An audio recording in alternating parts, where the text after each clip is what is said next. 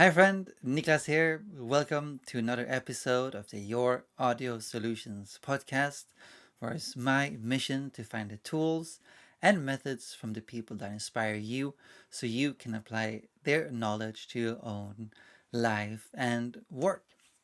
And on the show today, we have the guitarist and guitar or YouTube guitar teacher, Michael Palmisano.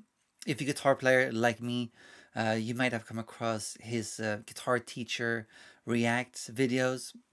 Is his video series where he essentially dissects a song, sorry, on the spot. So he breaks down the melody, like the theory behind the melody, the chord progression, the rhythm, and all that sort of stuff. And I really love the videos he does on the Tedeschi Trucks Band. I was gonna say the Derek Trucks Band, but no, the Tedeschi Trucks Band, which are just great. It's just awesome to learn more about how they write songs, the theory behind the melody and the chord progression, the rhythm sometimes. So Michael's channel is awesome and it's a great source of learning more about music.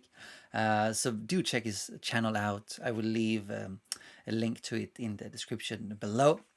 But real pleasure having Michael on, and I hope you're gonna enjoy this conversation as much as I enjoyed having it with Michael. But before we get into the interview with Michael, I'd love for you to just subscribe to the YouTube channel or Apple Podcast, wherever you're listening to this show. It's on Spotify too, and some other random platforms I don't really know about.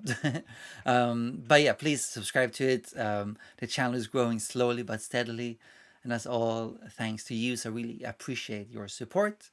Um, and also, if you want to have exclusive access to interviews before the public, check out the Audio Tribe email list. There's a link to that in the description below as well. Just enter your name and email address, and you have joined the email list, the Audio Tribe email list. It's completely free, of course. And again, if you join, you get exclusive access to interviews before the public and some more stuff I like to do in the future as we grow. Uh, but that's it for promotional stuff. Let's get into the interview with Michael Palmisano. So please enjoy.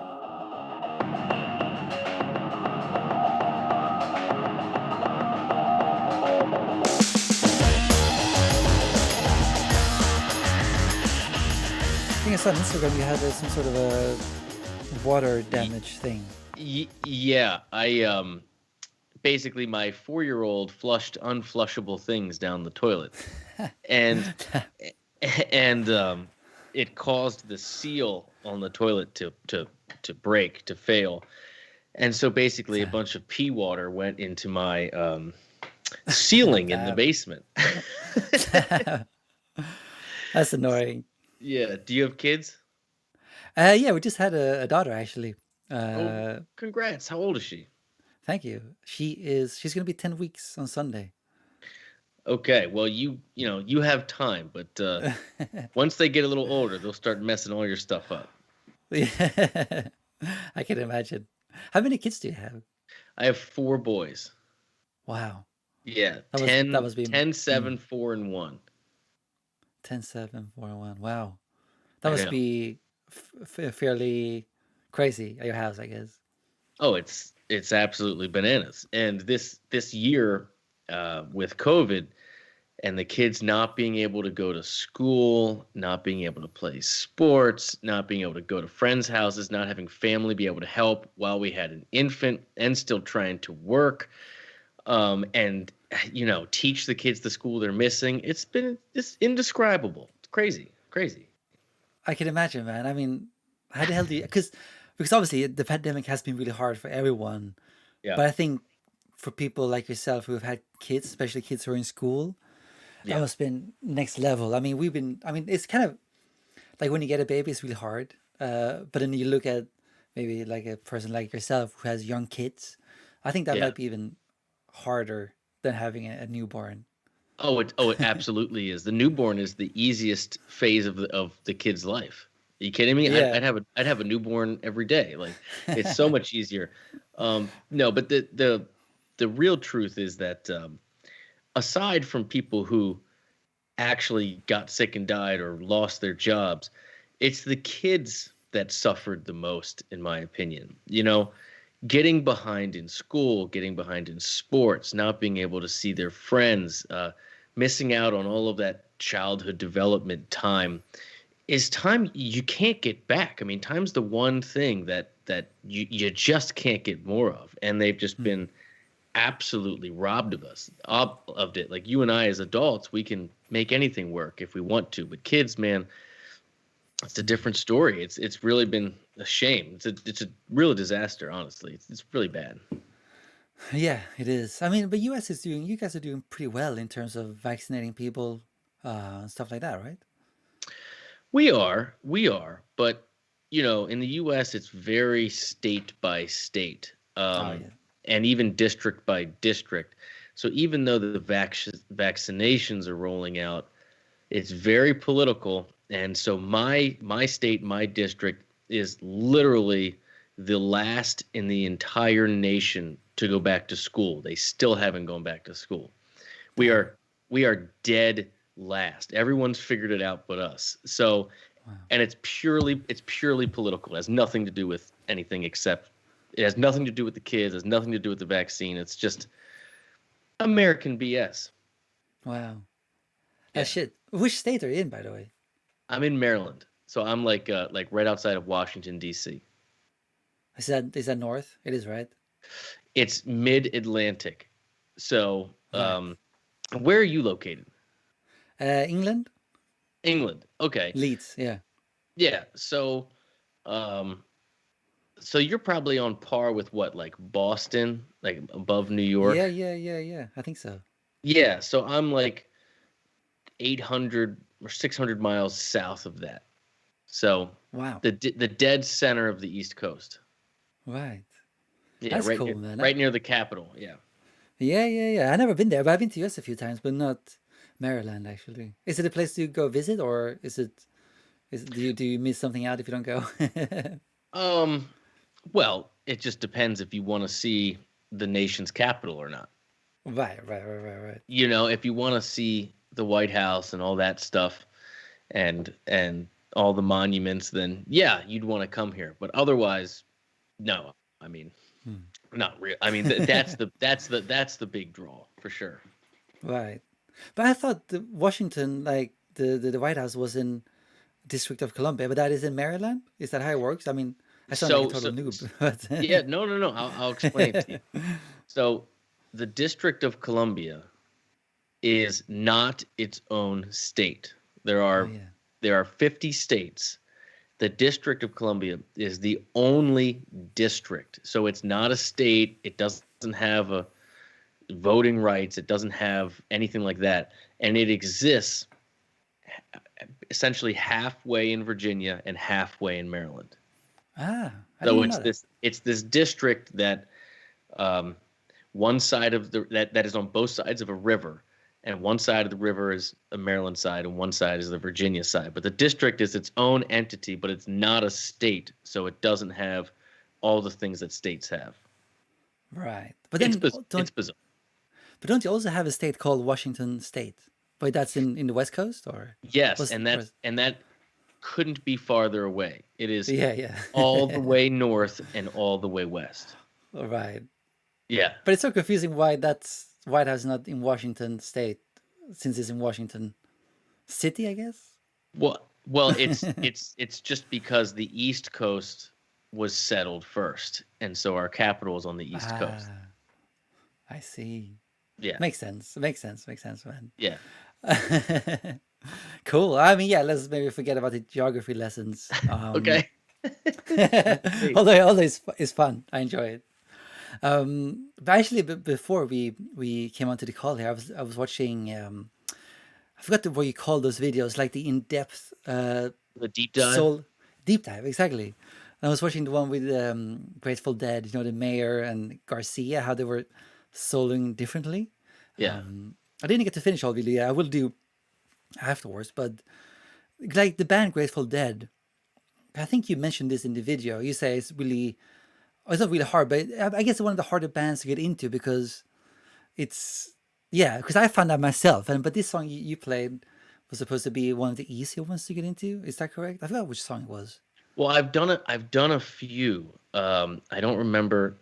It could be Althea. It could be Deal. I can't remember. I don't know which one you were watching, but yeah, I mean, the Dead and Jerry Garcia in general is is it took me a long time to get into. It really did because I came from a very hard rock, heavy metal background where um, there isn't much improvisation, and there certainly isn't a lot of rhythmic displacement, meaning everything is right on the groove. Everybody in the band plays the same parts of the same music every night, and it's like it's a show. It's a scripted, um, whatever you want to call it. Like it's think AC/DC, think Van Halen, Pantera, like that type of stuff, where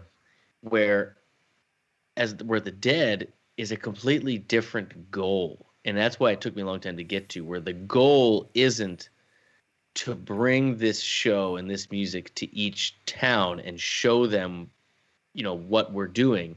It's to go to each town and play it completely differently and just be in the essence of that town and just see what happens. So so what you'll get songs that one night might be at a tempo of 100 beats per minute, and the next night it could be at 125, and the night after that it could be all the way down to 80, and it's the same tune. The same tune could be 6 minutes or it could be 15 minutes, right? It all depends on the vibe of that evening in that crowd and what they felt like doing. That concept of not trying to be perfect and replicate this perfect thing over and over again, and instead embracing the imperfect and the journey, all the way down to a rhythmic standpoint, was something that took me many, many, many, many years to be able to appreciate. But now I get it. And it found me at a time where I really needed something new to latch onto and to grow from. When we all get stuck in our lanes and need from time to time something to say, oh, let's go down this rabbit hole. And so that's kind of where it was for me, man. Right. I mean, yeah, because I have tried to get on that path myself a few times, but I always find like I try, then the music sort of just, I don't know, it's never something that hooks me, you know. Yeah. Because it feels very, what's the word, monotone? Is that the word? Even though I know the music is not, but that's sort of what happens to me when I listen to it. That's sort of the feeling I get from it. Do you know what I mean? Yeah, I do think I know what you mean. It has a particular sound, which is just specific to them. No one sounds like that. And if you aren't in love with it, it's just gonna like for me, when I was younger, it got very old very fast. It didn't keep my attention. Um, because it does require, that's the thing about this music. It requires something of the listener. It's Yeah, yeah. the the listener is a key component in the overall sound. Like it as strange as that might be, like the way that the band would go from town to town, and things would change, songs would change, they never had set lists, like so on and so forth. When you listen to it, like the listener is required to really actively listen to get out of it what kind of was happening in the air in that moment that night. You kind of can't remove the music from the community that listens to it. They're kind of the same thing. And so Mm-hmm. and so if you don't feel that, which I didn't for 20 years, Right. um, you hear that sound and it gets old like right away. It sounds like you don't get it. It sounds like it's slow or it's off beat, or I don't understand why they're singing that way. And that's the main thing that I've found, is that like it requires something of the listener. Like being a part of the community is kind of essential to understanding it. Mm. Makes It's a sense. symbiotic relationship. Yeah, because you pointed out in that video too, like how they're all searching for, I don't remember the word you used, but like all searching for the middle or something, like Yes. the beat, I guess. And when you pointed that out, I was like, ah, damn, that's probably also why. I Yeah. don't think that ever occurred to me that that's sort of what they're doing. You know, like you mentioned already, like the tempo goes up and down from Yeah. show to show. But that's also probably why it gives me that feeling of don't really know what's happening, I guess. Yeah. But It's weird. It's wild and wacky. Um, but I will also say that um, I am someone that, even though that I'm a musician by trade, more than anything else, what captures me are stories about people. It's the songs, the actual songwriting is the thing that got me over the hump. Uh, I completely fell in love with Robert Hunter's lyrics and the way Jerry put melodies to them, and the way that the actual songs that anchor this improvisational music, and the way that the audience celebrates it. Um, it was crucial to me. So that is an absolutely key component that I feel like doesn't get spoken of enough. If if if the shows, the band, whatever, weren't anchored in great songs, painting these pictures of these people in a specific time, in a specific place that we can all visualize, um, I think it would all fall apart. I think the bus would go right off the rails. I don't think it would work. And there's lots of bands in the jam scene that are like that are really great improvisers. They can play with each other. They're great. They're exceptional musicians, but they don't have the songs. And those bands don't keep my attention, frankly. Like you to go out, you got to come back. It's part you can't just go wander out in the woods. You know what I mean? Like you got to come back home sometimes, yeah, you yeah, know? yeah. Definitely. I mean, I wanted to get into this later on, but since you mentioned it, like being able to go out, come back, essentially, because I know you're a big fan of Derek Trucks, which I Yes. am too.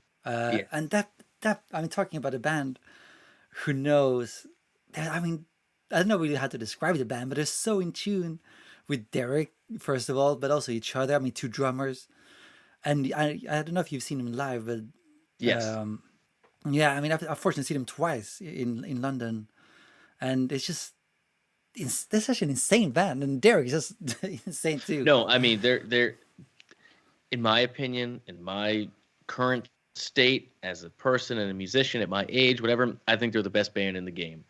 And I Yeah. think and I think that Derek is probably the greatest living electric guitar player. Um, and again, that is a band that heavy on improvising, but but unlike the Dead and some of the others, they very much come from that Allman Brothers school where we're improvising, we're taking long lead sections, but we're not varying tempos. We're not changing the rhythm or the actual arrangement of the song night to night. These are extremely confident, purposeful, professional musicians that know their parts and they hit them every time. And then when it's their time to shine in the lead sections, they give them all the space in the world they want. You see it with Warren Haynes and Government Mule. Like that vein is much more rooted in uh, I don't know the words for it, but but it's just more classic, I guess you would Right, say. right, right. Whereas like the Dead and some of the others, like the rhythm is the big thing that's different. Having rhythms that change and arrangements that change night to night is just something that bands really just don't do. That's true. Um, it really is true. And it's bizarre and it's crazy and it's amazing once you start getting into it because it's fascinating. It's absolutely fascinating. Um, but as far as just like the best band in the land. I gotta give it to Tedeschi Trucks. They are absolutely killer Yeah. in every aspect. Yeah, man. I mean, I agree. It's so like every time I watch him, either if it's through like one of your videos, I know you have like a few React videos, Yeah, yeah, and yeah, just watching other videos and seeing them live is just how they're able to just. Well, I guess I mean yeah, the whole band obviously, not just Derek, but still how like talking about guitar players now, like only, but how Derek is able to just take you somewhere else. Like there's yeah, not many people who can do that, you know, and I don't know really what's in because he's quite a which is sort of like a funny thing with him. He's always like sort of expressionless, right? He doesn't.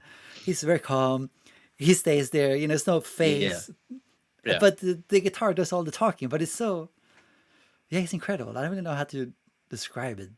Yeah, well, see, that's what I mean. Like Wow. Derek is dead serious. Like he is the consummate professional. And he's also an incredible bandmate and listener to what's going on around him. You watch those early videos, especially when he was in the Allman Brothers when he was younger.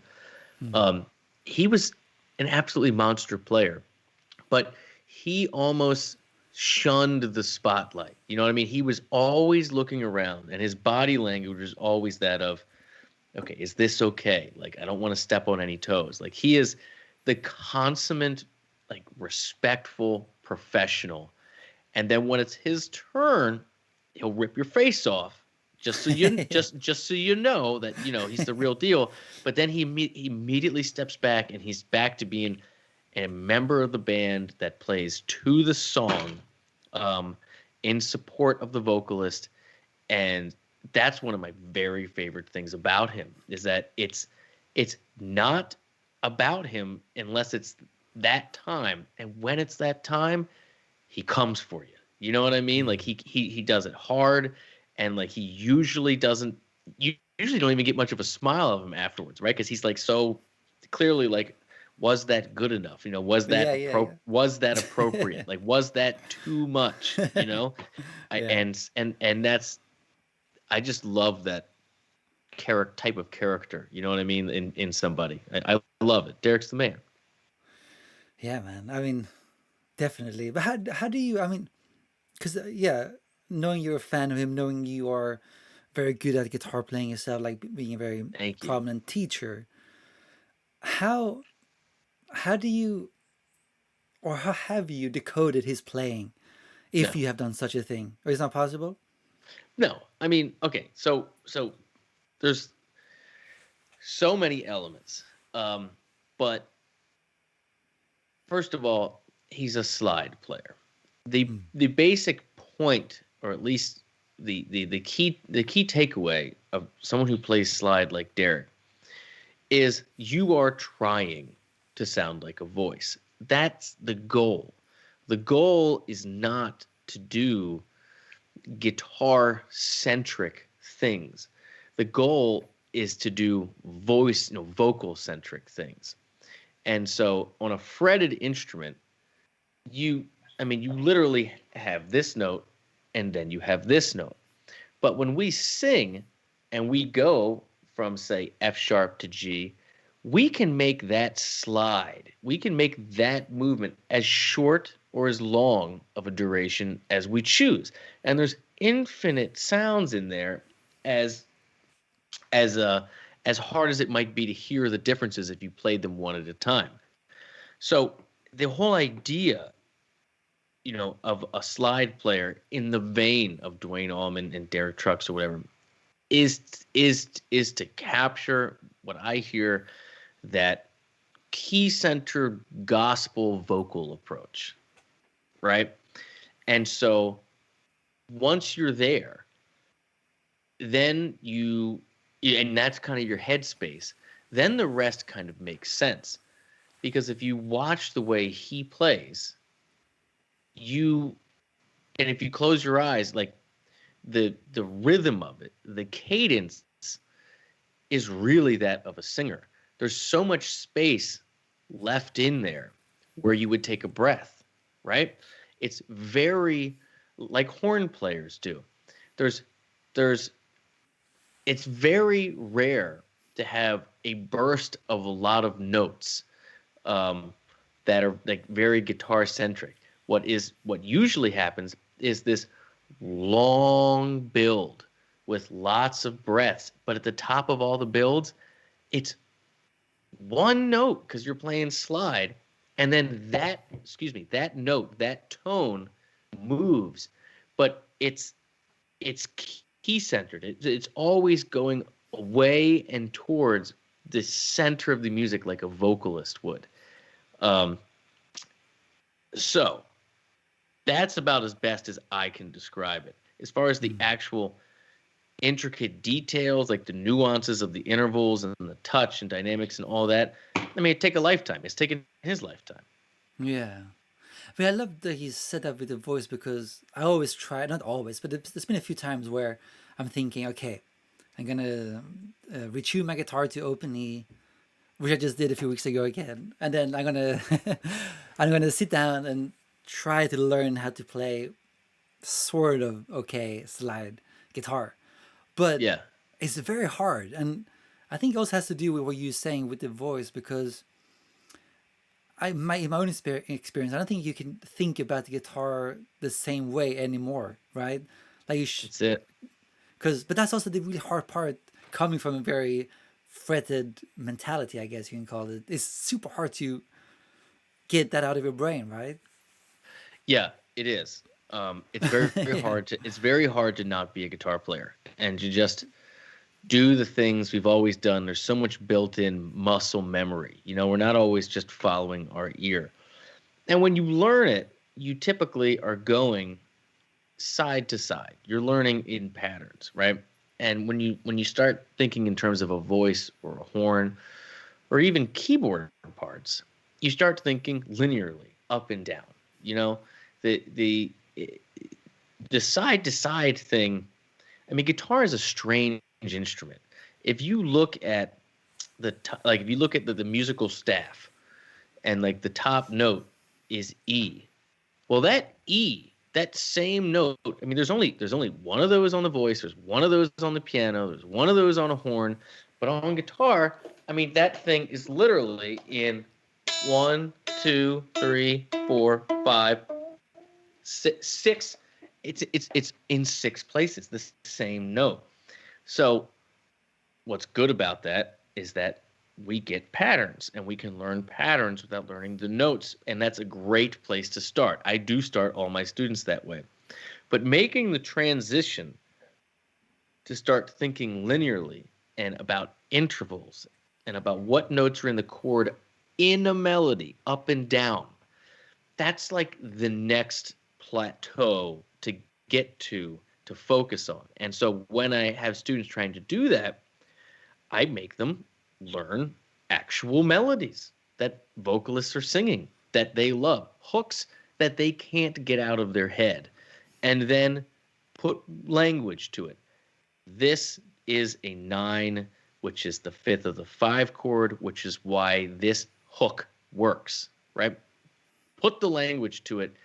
And when you do that, it removes you from I'm on this fret and this string. It makes key irrelevant. It makes whatever everything else, what finger you're using, irrelevant because what makes it what it is that note in the melody over this chord at this time with that word, and that's why you can't get out of your head.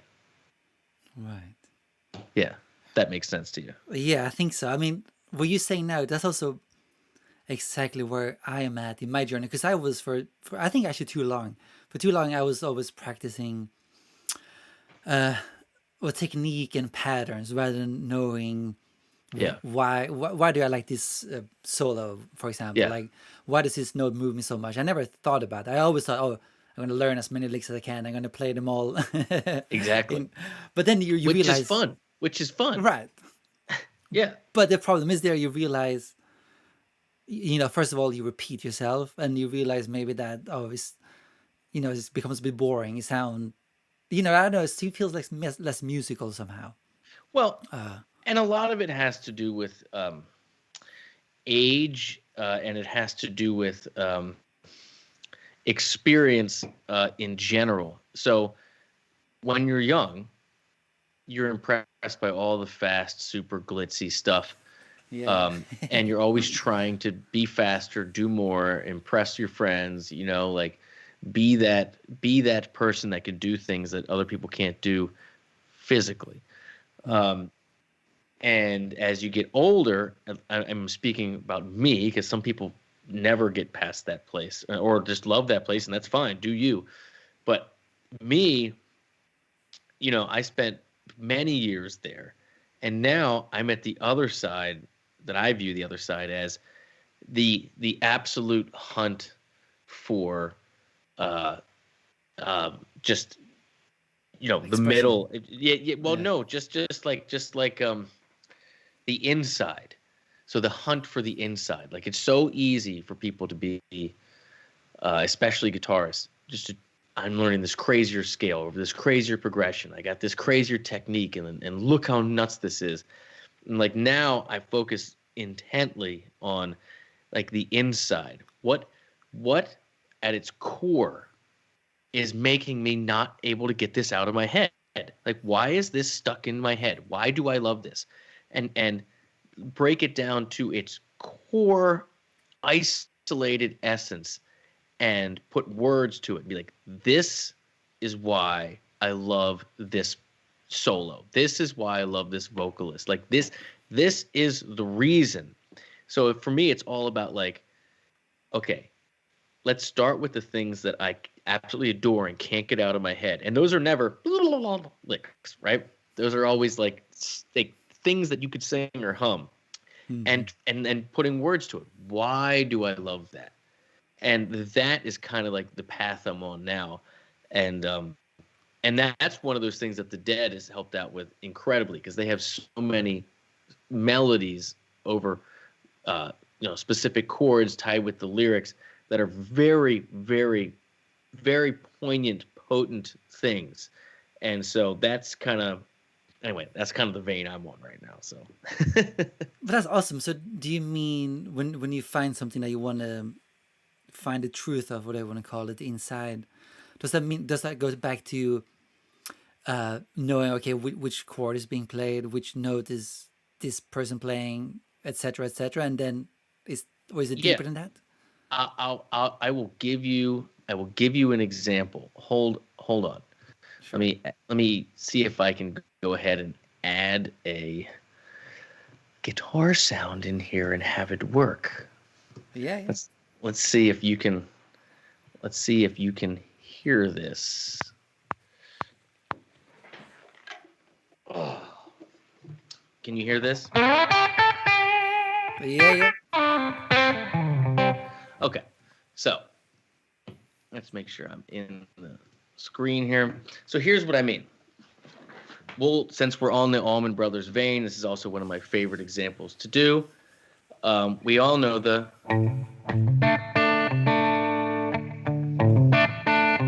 and this melody that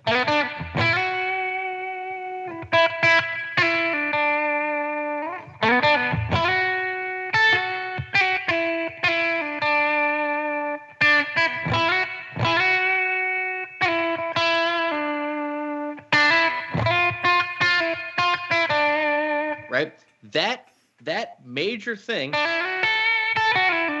over D major, like it's stuck in your head. But when he goes to this,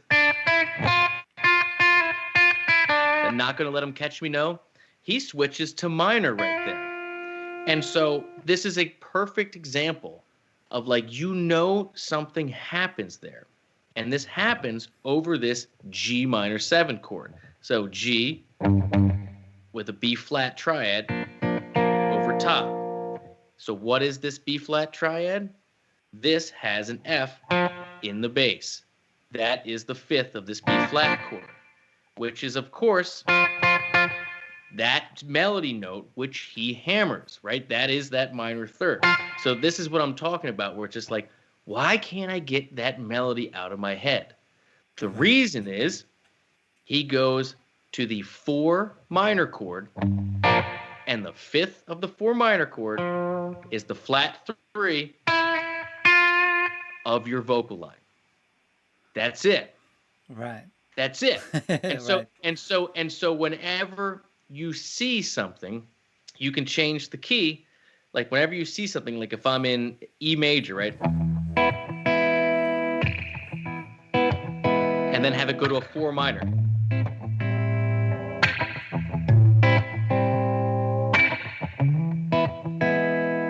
Right, that little it's not something you encounter all the time, but it's a cool sound. And you go to come with a melody over that. Again, I'm not thinking chord shapes, I'm not thinking boxes. All I'm thinking is 1, 2, 3 major from E, you know.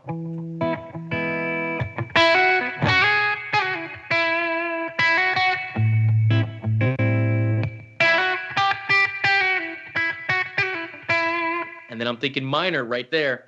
But all I'm doing is I'm changing that third note. I'm thinking.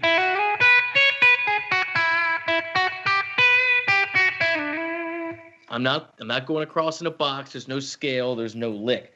And so that is a perfect example of what I'm talking about.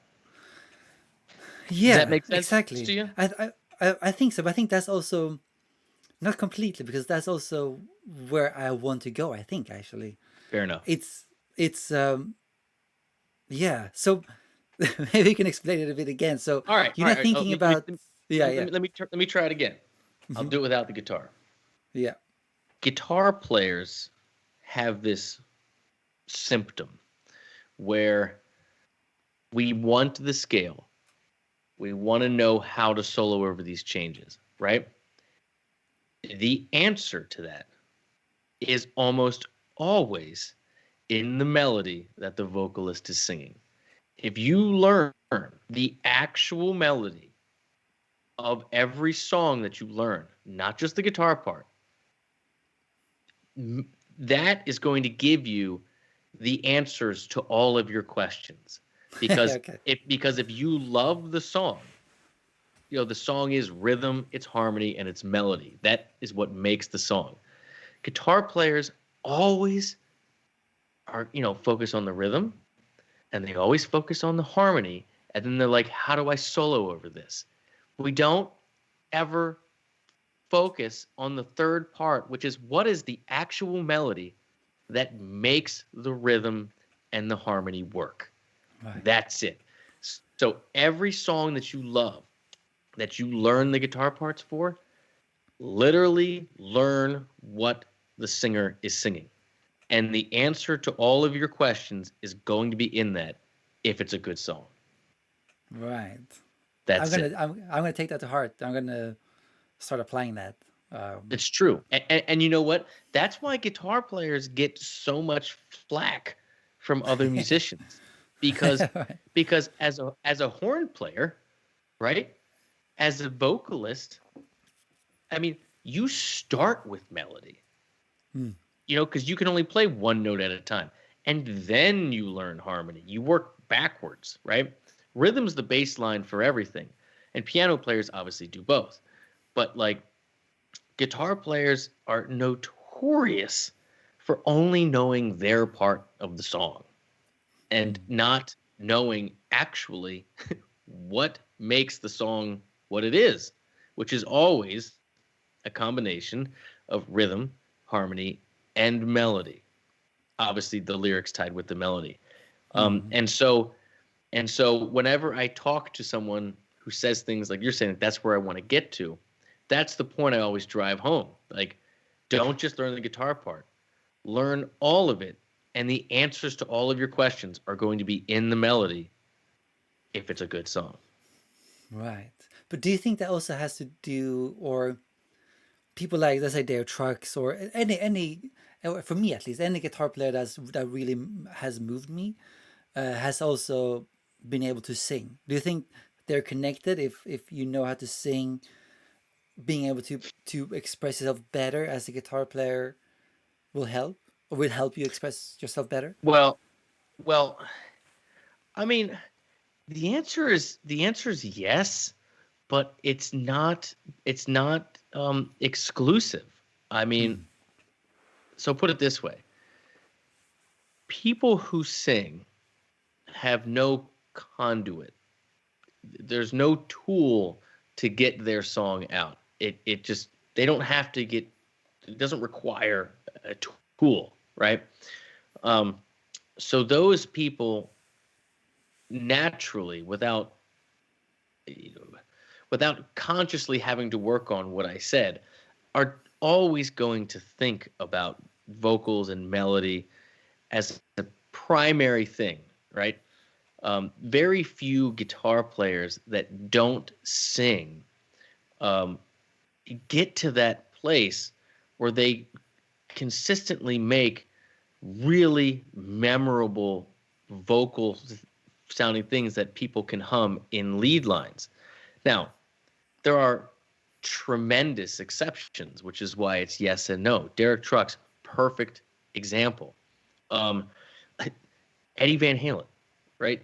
Eddie Van Halen didn't sing. I mean, he did backup harmonies, but I mean, it I mean, there are so many incredible Mm-hmm. examples. So, yes, singing is a huge help. Do you have to be able to sing? No. Do I wish I could sing? Absolutely. But do you don't maybe you do or don't, but when you solo or something, you just play a melody, whatever, or do you always sing it before playing it, or are you just basically playing based on the theory behind what you're hearing? So it depends on a lot of things. Right. Most importantly, the comfort level of the tune. So if I am sitting in with people I haven't played with before, or playing a song that I haven't played with or played before, that I haven't woodshedded those changes over and over again, then yeah, I will probably have to think my way through it at least for the first minute or so before I get comfortable with it.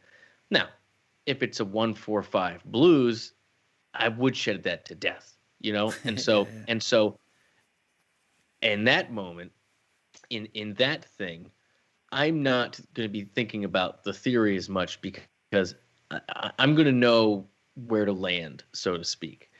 Um, but if someone comes and plays me, you know, some changes that I haven't spent 1,000 hours practicing, yeah, the first times through, I will think about it, and usually what I do is I listen to the band. I first primarily try to think about when and where to play, not necessarily what to play. So like, where is there space? Like where I can add something, like a drummer would. Like where is there a space that would propel the groove? And then that's like the feel I go for. And then I would try to develop a very basic roadmap uh, in one spot of the neck that that at least mimics the melody as best as I can, and then go from there based on how much time you have. Yeah, but like one piece of advice for everybody out there, like if you if you sit in with people you're not used to sitting in with, especially if they're like really good established people, do exactly what I said. Think about when to come in, like when to play, not what to play, and it's okay not to play in every section, right? So literally think like a drummer, like where is there space? Where would a strike make sense? And then no one's ever going to give you any crap for playing the melody, right, right, right. right? Right? If you can make a solo, even if you don't like know the melody, but you can get close to it, anybody that just, if you just sit in the band and you don't step on anybody's toes rhythmically, like you only add something, you don't like double something, um, and then when you do take a lead, you stick with the hook, you stick with the melody, you're always going to be invited back because no one does that. Yeah, so that's very good live playing advice. I can Yeah, tell you yeah, that. Yeah. yeah, yeah. That's perfect. But so, Yeah, don't try to impress anybody. yeah, yeah, exactly. But so, what's your background? I mean, have you always lived in Maryland? Is that where you What's the music community there? Is it a lot of like jam sessions? Is there a lot of gigs going on?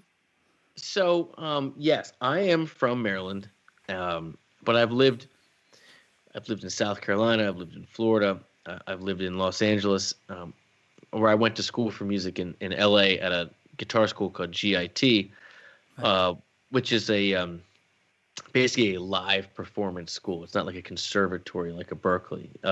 So the whole idea is you go there and they run you through the gauntlet and then try to get you auditions at labels to be hired guns and studio stuff. So basically, they make you very comfortable in a bunch of different genres, playing with people you don't normally play with.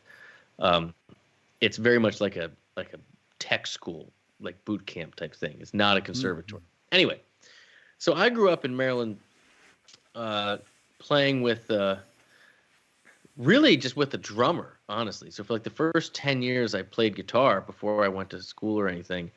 I really just jammed with the drummer. We never had a bass player or anything and never really played in bands. I practiced profusely and had lessons the whole time, but was always a very timid kid and very unsure of my ability, and it was very a private thing for me. It was a thing that I did for me that I did share with like this one drummer, because we were childhood friends, and so we would just play Black Sabbath tunes and whatever. Um, Cool. yeah, and we did that for a long time, Mm. um, which I think is why I'm so rhythm first oriented and harmony melody second, because I grew up playing drums too. Okay. And then when I uh, was in high school and then eventually college, I started feeling like I was doing the wrong thing with my life, and I decided that I needed to take a real shot at music. And so I found this school, I went out and did it, and it was very hard because I didn't know how to read. I didn't know any music theory. I had chops, and I was very confident, but I mean, these people have been reading and had proper lessons like their whole lives. They play circles around me, at some things, not everything. And then when I graduated, I moved back to Maryland because, um, well, a bunch of reasons, but basically in 2005 or six or so, when I graduated, that's when iTunes and YouTube came out, and that's when the bottom fell out of the industry that Napster had started back in like 98, 99. And so only the top 4 or 5 guys from my class got work, and I was not one of the top 4 or 5. To put that in context, when I went to school, when I joined, you know, 100 people got work. Right. Right. So it was like that school was literally a pipeline to work, Mm-hmm. and that's why you would do it. Um, and GIT is amazing. Um, Mm. so I started teaching, and eventually came home to Baltimore because the market in LA is just there's just no there was no it was like pay to play everywhere. There was no money to be made. It was very, very hard. And I wanted to be with my now wife. So I came back to Baltimore and kind of did what everybody did. And that's I started teaching and started gigging in like working bands. And basically fell in love with teaching. Um, and frankly, even though I know that I'm a good guitar player, I've learned that I'm even perhaps an even better teacher because I struggled so hard learning the theory, of the harmony and the melody because I spent 15 years only working on rhythms and dynamics. That now I feel very confident explaining it in a simple way, like we talked about that Allman Brothers song. And so I fell in love with teaching, and um, I was also working in cover bands, like doing the stuff that paid the most because we started having kids. So weddings, corporate stuff, Mm-hmm. doing 110, 120 of those a year. So every Friday, Saturday, Sunday, and at least a day during the week when it was at its peak. Mm. And I did that for like 8 years, man.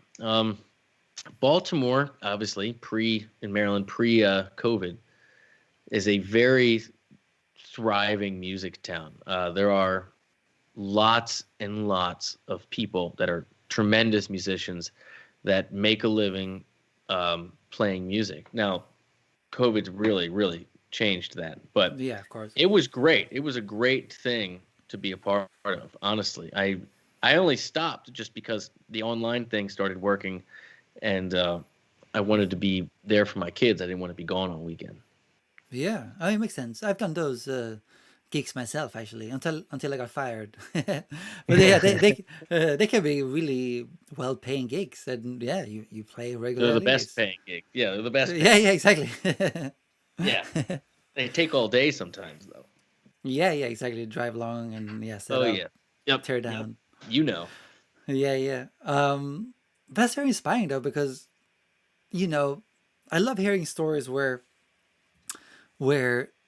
like in your case, where you go someplace like LA, for example, but then you decide to go back home.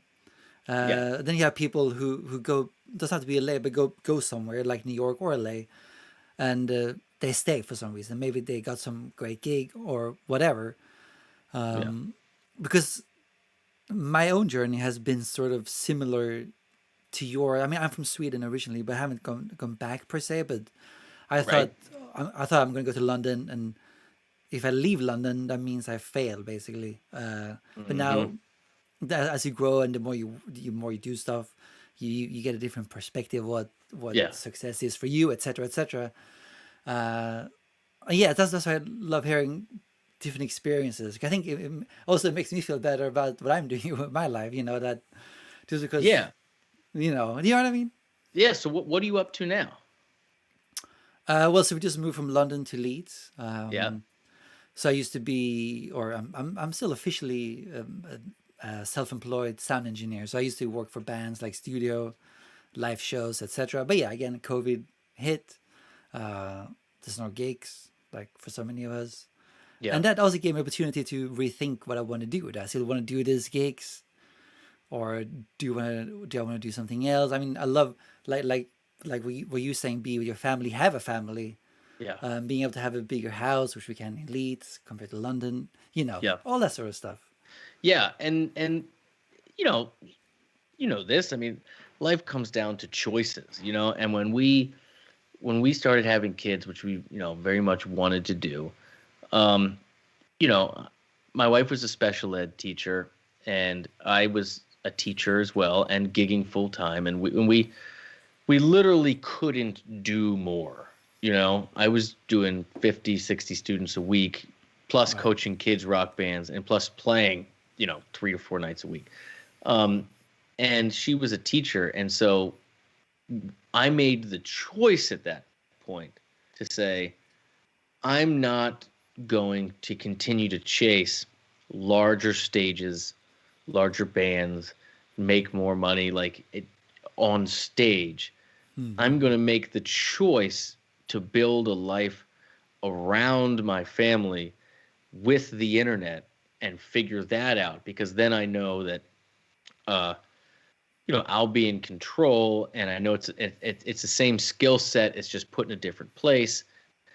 Um, and and I wouldn't change it for the world, but it's a choice that I made. It's a choice. It was like I'm I'm not gonna spend my life trying to get on bigger stages in front of bigger crowds.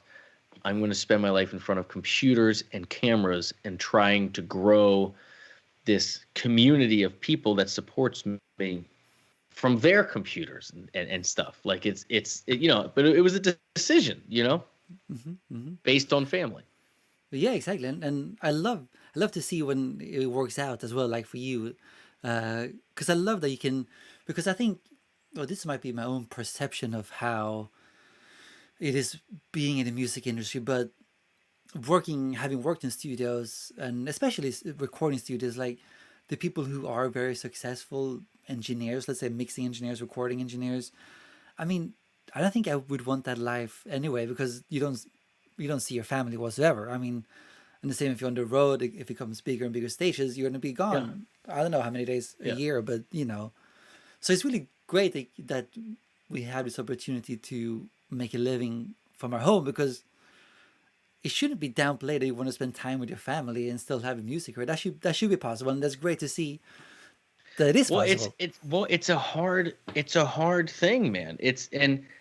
And and it's counterintuitive because the reason people pick these things up in the first place, is because they want to play with in a band. They want Mm-hmm. to play, have an audience. Like it's like that is where the energy comes from. So it's counterintuitive to not do that. Mm-hmm. Um, but I'll say that uh, you know even at the highest level, you think about like your stadium bands, that tour globally, like the highest level, you pretty much live an unshareable life, Yeah, you yeah. know? So it doesn't matter whether you're local, driving, all over the world, or all over your area, and coming home at 4 in the morning, every night of the weekend, or you're in jet airplanes flying across oceans to play stadiums. Like, a life on the road is unshareable. You can't, you really, you really can't share it with your family. Like, you can, like, in tiny little doses, but you're making the choice. And some people don't realize there is a choice, or that, that it could be different, or they're just happy with it. It's whatever they're happy with. Mm-hmm. But uh, you're making that choice to not build a family, or a life around your family. You're choosing to have a family that then, like, you know like, you have this life that's going like this, but then you also have a family. It's a very different choice than saying, okay, I have this, and I'm just going to build something around this. It's a totally different thought process, in my opinion, because everyone I Yeah. know that tours, that has kids, and I mean, they're just, it eats them up. I mean, it crushes them, and I just don't know how they sustain it year after year, because they're just, Mm. it crushes them that they Yeah. can't be. You know what I mean? Mm-hmm. It's impossible. Yeah. Yeah, yeah, definitely. But I think, I mean, I'm talking from my experience, like from, seeing a lot of, working with a lot of engineers and producers, is that whole world or part of the music industry, I don't know how it got there, but it always seems that like there's like this unwritten rule, like if you are a studio engineer, you have to be in the studio for 12 hours a day, otherwise Yeah. is, Yeah. yeah, I don't know what otherwise is, but that's like sort of unwritten rule. It's really annoying and it's really weird, and yeah, I mean it's not sustainable. Like I've worked for people who to me at least look like they were on the verge of a breakdown. I mean, Yeah. why do you want to put yourself in that place if, it's not my cup of tea, I can say that. Yeah. I mean, and that's the thing. It's personality types, it's Mm, decisions, mm, it's priorities.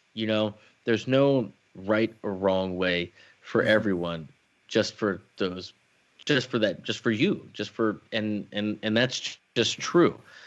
And you can't say that you would do any different because you're not them.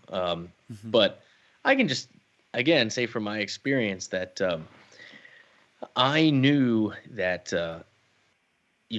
my parents were never really around when I was a kid, and um, music and the community that was involved in it was really my escape, and the thing that really saved me and gave me a purpose. And so I was always conscious of the fact that I never wanted that thing for me to then take away from my kids and give them the feeling that I had. You know what I mean? And so as soon as I started, my kids started getting older, and I started missing baseball games and soccer games, and everything else that my dad never went to. Um, as soon as I could afford to not be that person, and it took years. It took years to get to here. I mean, I'm 8 years in doing the online thing. Um, but as soon as I could afford to not be absent in their lives, I chose to be present. yeah. I could definitely relate to that too, because I also had a dad who was not so present. So yeah, I can, I feel the pain there. Yeah, It's and also for me having my own child now, that's something like yourself. Yeah, I want to do changes differently you. as well. Yeah, yeah, Yeah. exactly. Oh yeah, if I didn't have kids, I would not be doing this right now.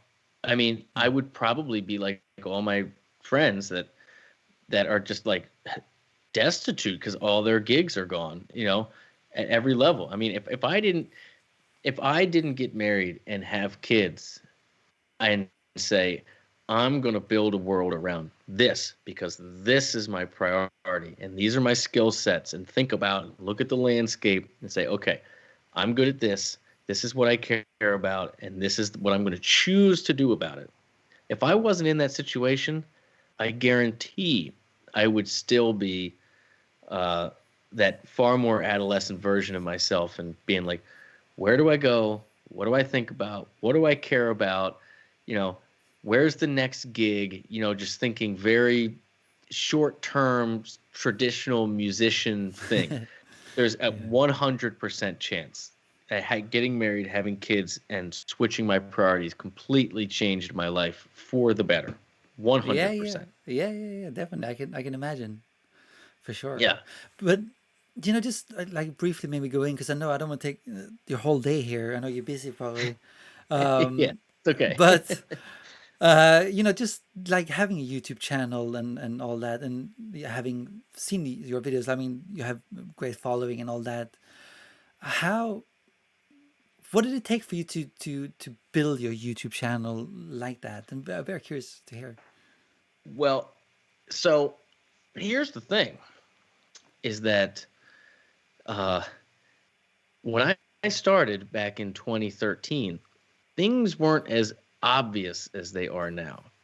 At least they weren't for me. I have always been someone who learns the hard way, and and so YouTube is actually the most recent occurrence in my whole online thing. I went the first 6.5 or 7 years and never got any traction on YouTube at all. And so I built my whole business, my whole teaching website, and all my courses, and tens and tens of thousands of students over the years, uh, completely aside from YouTube. It was basically built on Udemy. I was an early adopter of Mm-hmm. Udemy, and buying Facebook ads is really what happened.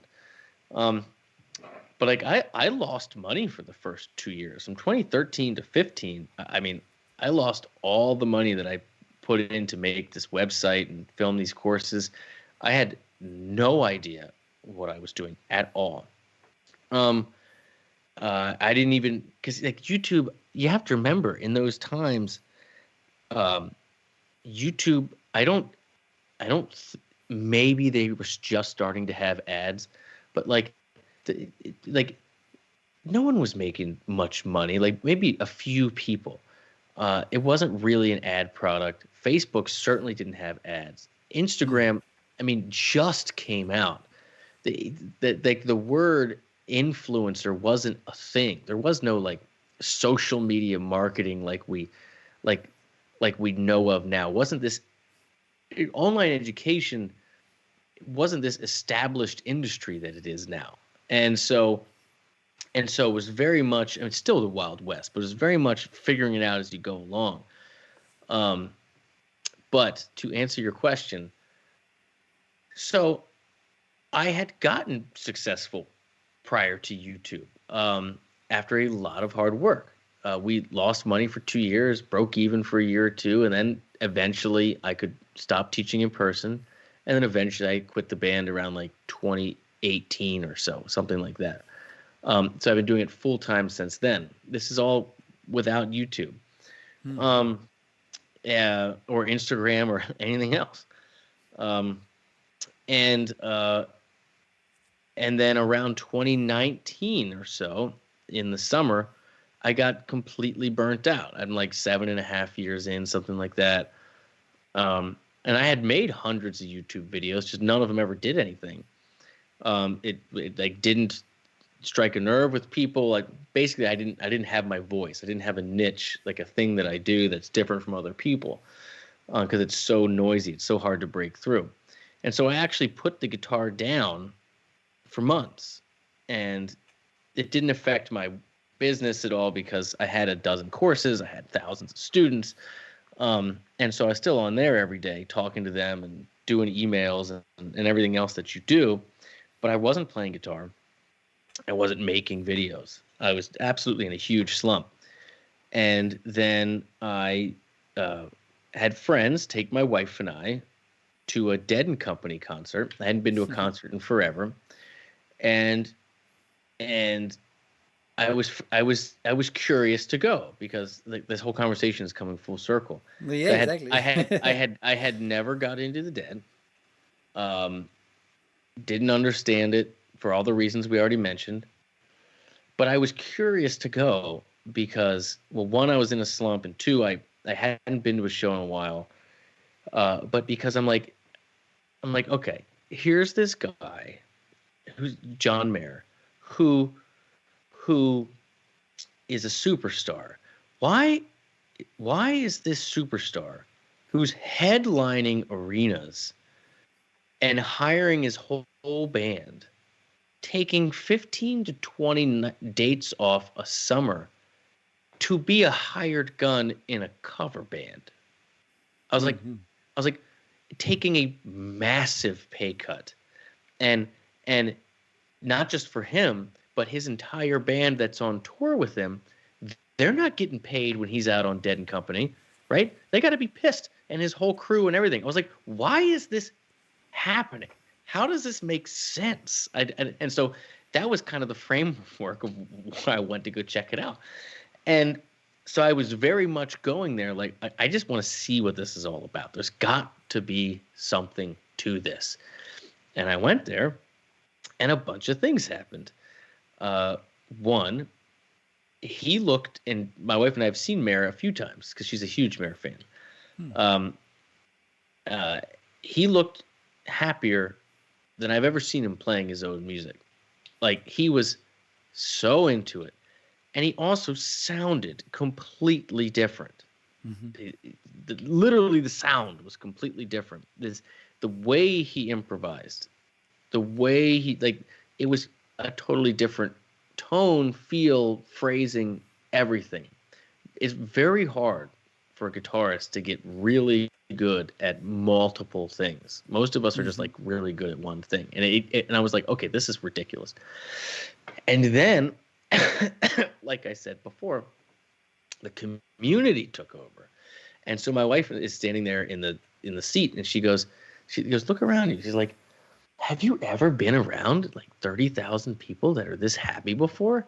And I looked around, and I was like, no, actually, I don't think I have. I'm used to mosh pits or football games, like, where at least half the crowd is like pretty, aggressive, Yeah, yeah. um, which is great, which is fun. I love that. And it just hit me in that moment. I was like, there's something to this. There's something to the community, to the music, to this, that where it hit this guy that made him do this total wild career change, or alteration. And so I went home and I picked up the guitar for the first time in months, and I was like, okay, I'm going to try and figure out what it is, like we were talking about before, the essence of why this works and why this guy loves it so much and made this crazy change, and why the community is largely accepting of it, right? And and I decided to just put the camera on and treat it like someone had brought me this as a student when I was a teacher in the room, and listen to it in real time, no edits, just like, I'm hearing it, this is what I'm getting from it, like, but really trying to understand what makes it what it is. Rhythm, harmony, and melody, and the lead playing, right? And the lyrics. Um, and so I started just recording and posting these videos, and I didn't know what to call them, because they're certainly not lessons, because I get a lot wrong. I'm literally trying to figure out what I can on the fly, juggling those 4 or 5 things, not just the guitar parts. Um, and so I'm looking around the internet and I noticed that the React is like a thing. It's like a title that is viral that YouTube promotes, and I'm Right. like,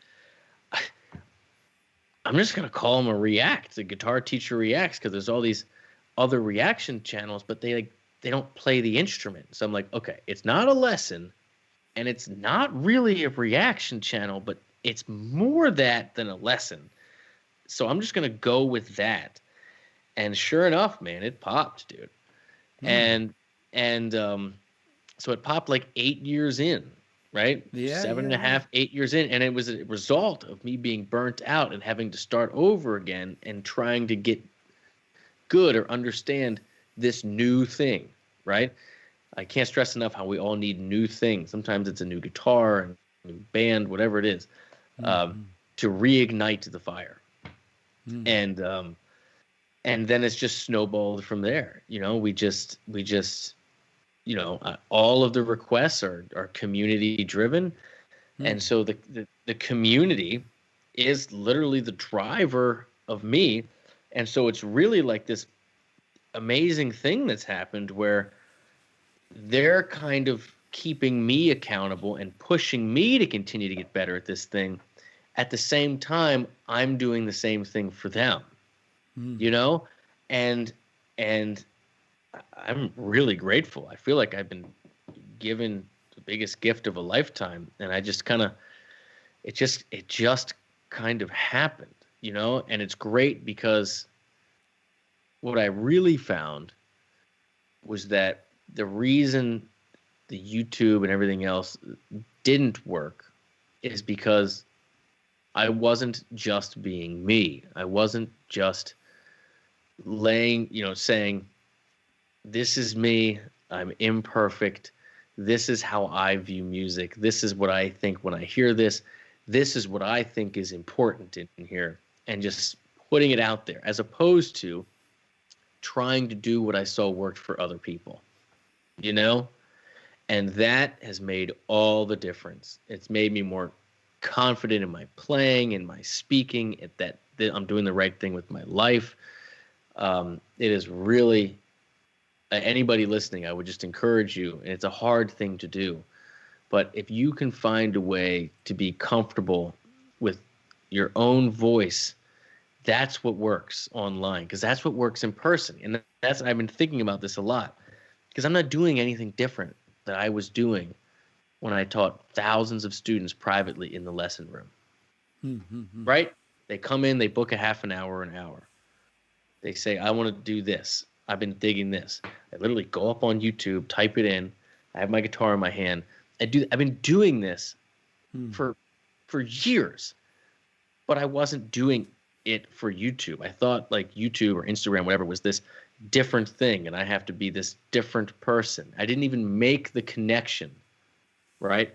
Until YouTube, the community, it popped, and it showed it enabled me to reflect and have it make sense finally. Hmm. I know that I rambled a lot there, but that's pretty much No, where it's we are. That's okay. pretty much the story. That's very inspiring, man. So yeah, thank you for sharing that. I think that's Welcome.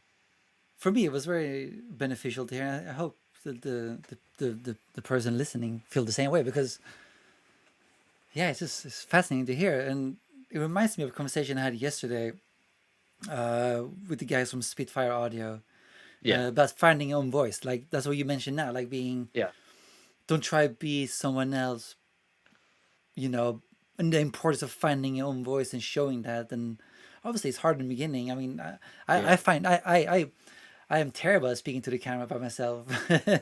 I hate it, but It's I guess well, it's a whole new skill set.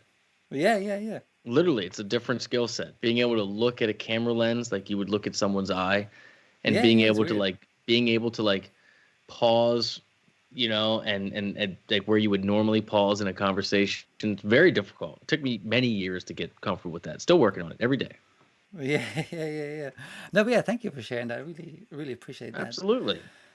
Thanks for But having me. Mike, yeah, yeah, it's been a real pleasure, man. Thank you for taking all this time and sharing the musical knowledge you have and your life and how you got here. It's very inspiring to hear.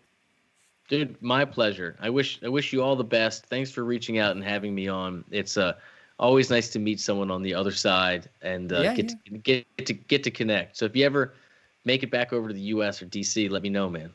Yeah, yeah, definitely, man. Thank you, Michael. Real pleasure having you on, and I hope you, the listener, enjoyed it as well. Check out Michael's YouTube channel. Link to that in the description below. Please subscribe to YouTube channel or Apple Podcast, Spotify, wherever you're listening and watching this show. Your support really matters, and the channel is growing slowly but steadily. So that's all thanks to you. So I really appreciate your support. Also, check out the Audio Tribe email list. There's a link to that in the description below. If you join, you can join by just enter your name and email address. It's completely free, and if you join, you get exclusive access to interviews before the public and some more stuff like to do in the future as we grow and grow. But that's it for this week. Always a real pleasure having you here. I will see you next week again. So take care and see you soon.